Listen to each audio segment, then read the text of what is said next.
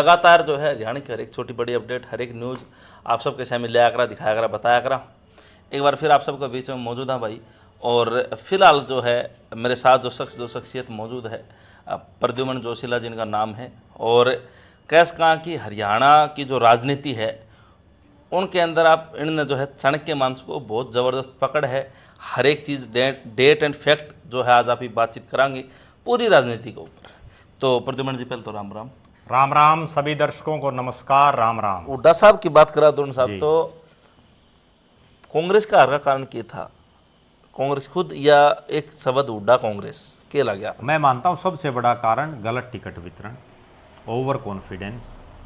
जो हुड्डा शब्द है वो तो एक अलग चीज पड़ गई। उससे बड़ी बात क्या थी? कांग्रेस में गलत टिकट वितरण हुआ, ओवर कॉन्फिडेंस इतना था कि भाई हम तो किसी को दे देंगे वही चुनाव जीत जाए। आप एक बात बताओ, सोमवीर सिंह का पार्टा में क्या है भाई? नहीं, 52-84 है, चलो बेशक हो 84, जो आदमी लोहारू में लगातार 3 चुनाव हार गया अपने इलाके में, तो बारडा से कैसे कल्पना कर सकते हो आप जीत जाएगा? तो सोमवीर को 16 को मिलनी चाहिए थी उनकी जगह। किसी को भी मिल जाती, वो कोई जरूरी नहीं भाई सोमवीर को 16 या कोई भी, मतलब उड़ा बहुत का सी टिकटें लोकल होना ऐसी। या चाहिए था। प्रदीप नरवाल है, उसका बवानी खेड़े में क्या था? तो रामकिशन फौजी जी भी तो ठीक है, हार चुके थे उड़ा। बेशक हार चुका था रामकिशन फौजी, और भी तो हल्के में बहुत थे। आप एक चीज देखो, 5 साल नारे तो लगाए हुए हैं और लोग, और एकदम से कोई आदमी और वो टिकट ले आते हैं। विनेश फोगाट जुलाना में 80 आदमी टिकट मांग रहे, वो 80 आदमी 5 साल नारे लगाए उन्होंने, 10 साल लगाए, किसी ने 15 साल लगाए, टिकट विनेश फोगाट को दे दी। ठीक है, वो बाड़ बाड़ जीत की चुनाव हो, लेकिन वो कोई जीत थोड़ी है, 70,000 से जीत की कल्पना थी उसकी। ठीक है, और वो जीत केवल इसलिए गई कि बीजेपी ने वो हल्के से बाहर का कैंडिडेट दे दिया। अगर हल्के का कोई ढंग का कैंडिडेट होता तो हार गई थी वो भी चुनाव। बहुत सी सीटें इस ढंग से। अच्छा, दूसरी बात, एक बहुत गंभीर बात मैं बताऊं आपके चैनल के माध्यम से। कांग्रेस के जो कैंडिडेट थे उनमें से ज्यादातर तो ऐसे थे जो मंत्री बन के सो रहे थे, कोई उप मुख्यमंत्री बन के सो रहा था, वो सारे हरा दिए लोगों ने। उन्होंने किसी से बात ही नहीं करी। अब कोई भी एक हल्का उठा के देख लो, उस हल्के में 20-30 आदमी टिकट मांग रहे थे जी। वो उन 20-30 में से ज्यादातर के पास गया ही नहीं। वो इस घमंड में था कि मैं तो जीत रहा हूं, मैंने जरूरत ही नहीं।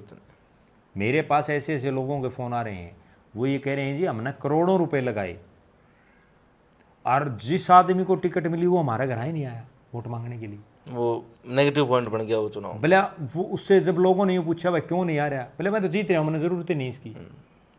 वो और कॉन्फिडेंस ले बैठा। जबकि बीजेपी ने क्या किया? बीजेपी ने एक एक पॉइंट पे काम किया। मैं आपको एक बड़ी अचंभे की बात बताता हूँ, यही कांग्रेस अगर लोकसभा में 5 की बजाय 2 जीत जाते ना ये, तो इनका राज बनता आ रही है, क्योंकि फिर ये ओवर कॉन्फिडेंस भी नहीं आते। हाँ, अब यूं हो गया। बीजेपी जब 10 से 5 पाई, क्योंकि 2019 में 10 एमपी 10 थे, 10 से जैसे ही वो 5 पाई तो उनका दिमाग ठिकाना पा गया। उनके एकदम ये दिमाग में आ गया भाई जब हमें लोकसभा में 10 पे 5 पा गए तो विधानसभा में तो तारी 40 है, 40 पे तो 20 पाओगे। ये सच्चाई है। बीजेपी के जो थिंक टैंकर हैं जो इस चुनाव को लड़ रहे थे, उनमें कई मेरे मित्र हैं, उनसे मेरी बातचीत आज भी होती है और उस समय भी हो रही थी। उन सब के पास भी यही इनपुट था कि हमारी 17, 18, 20 सीटें आएंगी। और जैसे ही कांग्रेस में टिकट वितरण हुआ, जैसे ही कांग्रेस के कोई एमएलए ये कहता है, कोई प्रत्याशी ये कहता है मैं तो मेरा घर भरूंगा, मेरे रिश्तेदार भरूंगा, फिर नौकरी लगा देंगे, फलाना कर देंगे, लोगों को वो चीज़ें दिमाग में आ गई भाई ये तो ये चौधरी को निपटे हैं। उसके बाद क्या हुआ कि वो फिर 25, 26, 30, 35, लास्ट के 2 दिन तक भी, आखिर जो चुनाव प्रचार जब तक था उस दिन तक भी ये हालात थी कि बीजेपी 30 के आसपास घूम रही थी। और 30 से जो 48 का सफर था ना 18 सीटों का, वो आखिर के 2 दिनों में जो बीजेपी ने मैनेजमेंट की उसकी बदौलत था। कांग्रेस वाले तो घर आए मंत्री बन के सो रहे थे। एक मेरे को एक कांग्रेस प्रत्याशी मिल गया था, वो बोला मैं तो उप मुख्यमंत्री बनूंगा भाई। अच्छा, पहले बोले मैं तो बनूंगा उप मुख्यमंत्री। ठीक है, वो लोगों ने एमएलए भी कौन बनाया, वो पहले पद बढ़ चुके थे, आ दिया बुरी तरह से। अब क्या लग रहा है भाई हुड्डा साहब का क्या रहेगा? क्योंकि दीपेंद्र हुड्डा पहले आ रहे थे, अरविंद शर्मा जीते, इस बार जीत गए थे, ठीक है, और नु कहें हुड्डा साहब की जो सीट है वह रिजर्व कर देगी बीजेपी, तो क्या लगा है राजनीतिक करियर? फिर ऊपर तो आपने नू बताई, आप बता रहे थे लोगों में यह भावना है कि भाई रोते रोते में काम कराया हुड्डा साहब ने, तो क्या रहेगा पीछे की राजनीति और अब की राजनीति में कितना बदलाव आप देखोगे हुड्डा साहब की राजनीति? देखो, मेरा ये मानना है कि लोगों को आज भी विकल्प चाहिए, कोई दो राय नहीं है। बीजेपी भले ही तीसरी बार सत्ता में आ गई है, लेकिन आप ये देखो कि वो सत्ता में कितने कुछ से आएगी। 6,000 वोटों का फर्क है, ठीक बात है। 0 पॉइंट कुछ % का फर्क है, और सिर्फ 2 सीट फालतू हैं बहुमत से। जी 48 है, 46 में बहुमत है। पहली बार हरियाणा के इतिहास में इतना मजबूत विपक्ष बने, आज तक कभी नहीं बना। जिस विपक्ष में 5 MLA, 5 MP, जिस विपक्ष के पास 39 MLA, 2 इंडियन नेशनल लोकदल के और 37 कांग्रेस के, ठीक है, इतना मजबूत विपक्ष है। लोग तो आज भी ये चाहते हैं कि बीजेपी का कोई ऑप्शन मिले, लेकिन समस्या क्या है कि ना तो कांग्रेस वाले मेहनत करे। 7 महीने हमको दिखे आपने, ठीक है, ना इनेलो ना JJP। इनेलो में तो समस्या ये हो रही है कि लोग ये चाहते हैं कि अभय सिंह आगे आए, लेकिन अभय सिंह का जो रवैया है बोलने का, वो किसी से भी तू तड़ाक की भाषा में बात कर लेते हैं। तो आज के दिन बाबू बेटे की नहीं, मतलब बेटा बाप की नहीं सुनता, ठीक है। आज के दिन हर आदमी को इज्जत चाहिए, तो उसकी वजह से आज भी विकल्प कोई दिख नहीं रहा।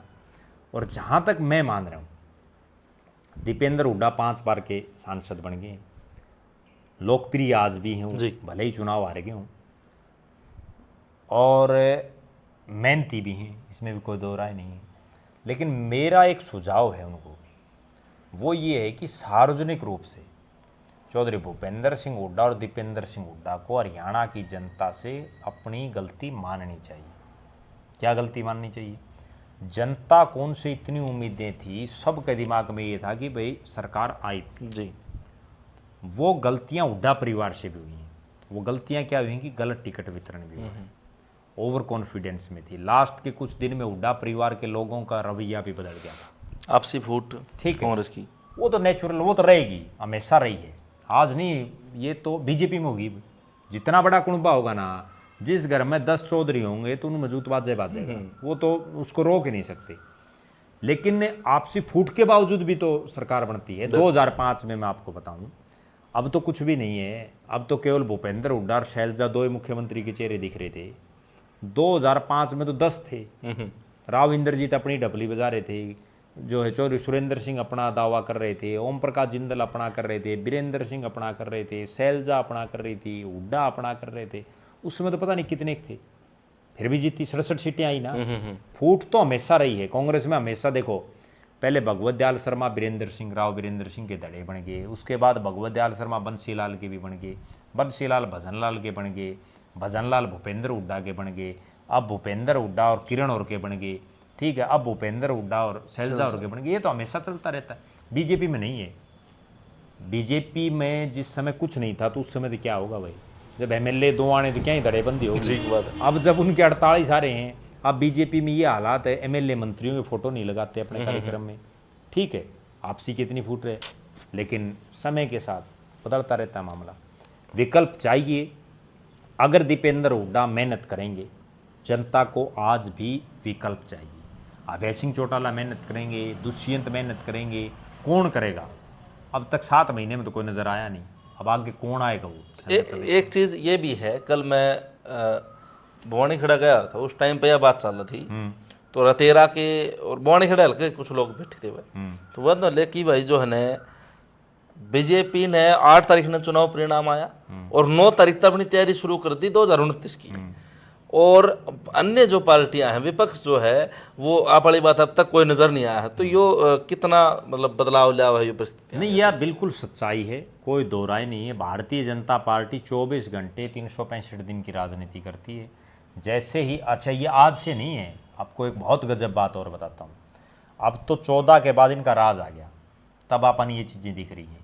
ये 14 से पहले भी यूं ही लगे रहा थे, लेकिन तब लोग इनको नहीं एक्सेप्ट करते थे। मैंने वो मीटिंगें देखी बीजेपी की, ये 10 समोसे ले आ करते, 10 समोसे में भी 2 उल्टे देने पड़ा करते, 8 आदमी हार दे मीटिंग में, समोसे खाने भी कोने हार दे। और आज हालात ये है, अगर किसी को यूं पता चल जाए ना कि भाई बीजेपी के यहाँ कोई छोटी मोटा नेता भी आ रहा है, कोई छोटा मोटा, तो भी 500 आदमी इकट्ठे हो जाते हैं, क्योंकि राज है, ठीक है। दूसरी तरफ कांग्रेस सही जो बाकी पार्टियां हैं, वो तो अपना कोई सिस्टम ही नहीं बना पा रही। बीजेपी देखो, पद बांटने में कोई तनख्वाह थोड़ी देनी है। अब बीजेपी का एक आदमी पन्ना प्रमुख बन रहा है, वो भी खुश हुआ है, वो घूम रहा है, जबकि पन्ना प्रमुख के है भाई। ठीक बात है, कोई अध्यक्ष को कोषाध्यक्ष को प्रदेश कोई ठीक है, उपाध्यक्ष अगर है, सही देखा जाए तो कुछ भी नहीं कुछ भी नहीं है, है। ठीक है, लेकिन अगला यूं कहे मैं पन्ना प्रमुख हूँ। वो 5 आदमी ने बीजेपी तो जोड़े है, जबकि कांग्रेस में हालात ये है कि वहाँ जिला प्रधान तक भी नहीं है, संगठन नहीं है। ठीक है। जेजेपी और जो इंडियन नेशनल लोकदल हैं, उनके बड़े नेता विदेशों में घूम रहे हैं। तो संगठन की कमी विपक्ष ने खलड़ा बिल्कुल संगठन की कमी, और दूसरी मैनेजमेंट की कमी। बीजेपी मैनेजमेंट के हिसाब से चलती है।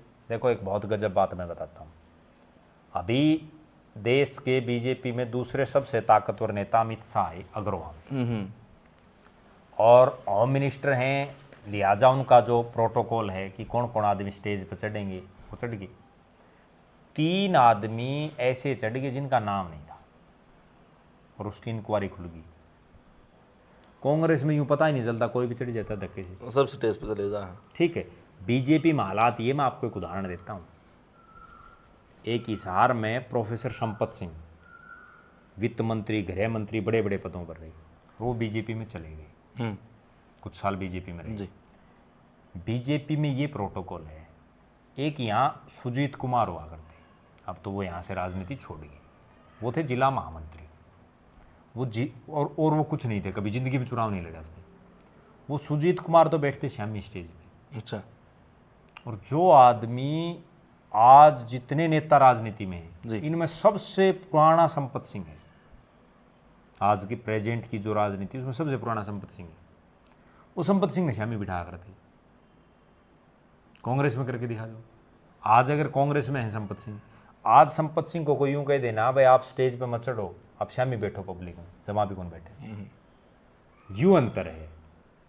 इसलिए बीजेपी और कांग्रेस में वहाँ अनुशासन है, वहाँ पहले से ये चीज़ें तय है कि इसके अलावा कोई नहीं है बैठेगा।